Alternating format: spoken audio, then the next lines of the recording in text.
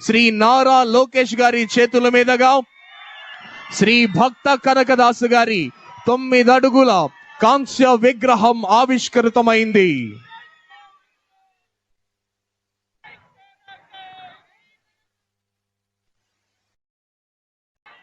కురుబ జాతి ఆత్మగౌరవం విగ్రహాన్ని ఆవిష్కృతం చేశారు. ఈనాటి కార్యక్రమ ముఖ్య అతిథి శ్రీ నారా లోకేష్ గారు.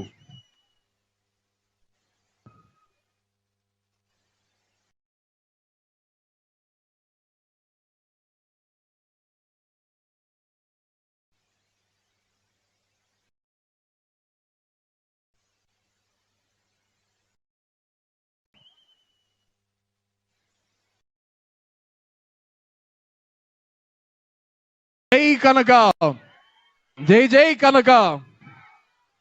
శ్రీ కనకదాసు గారి యొక్క కాంస్య విగ్రహాన్ని కళ్యాణదుర్గం నియోజకవర్గం శాసనసభ్యులు శ్రీ అమిలినేని సురేంద్రబాబు గారి నేతృత్వంలో, వారి నాయకత్వంలో పాలు ఏ విధంగా ఉంటాయో కురుపుల మనస్తత్వం కూడా అలాగే ఉంటుందనేది మనకందరికీ దగ్గరమైన సత్యం.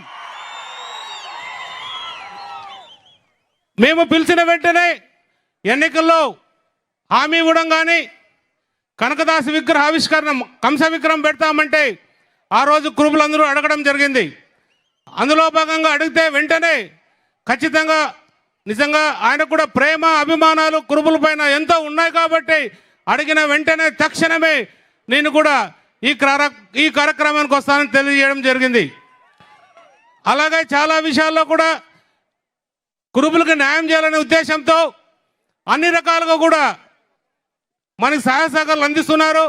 ఎందుకంటే ఒక్కసారి చెప్తే మన మనసులో పెట్టుకొని దాన్ని సాధించేంత వరకు కూడా సాధించిన తర్వాతే చెప్పుకునే గుణమన్న గొప్ప నాయకుడు మన నారా లోకేష్ బాబు గారు. మీ అందరూ చంద్రబాబు గారు చేసే విధంగా శ్రీ భక్త కనకదాసు గారి కాంస్య విగ్రహాన్ని ఆవిష్కృతం చేయడం జరిగింది. ఇప్పుడు దానికి యొక్క సంబంధించిన శిలా ఫలకాన్ని ఆవిష్కృతం చేయవలసిందిగా ఐటీ ఎలక్ట్రానిక్స్ మరియు విద్యాశాఖ అమాత్యవర్యులు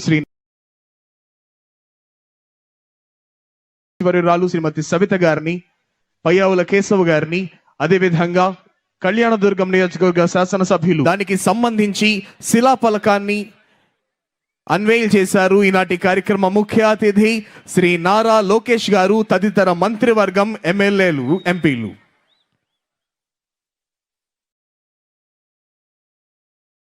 Thank you, sir. Thank you very much.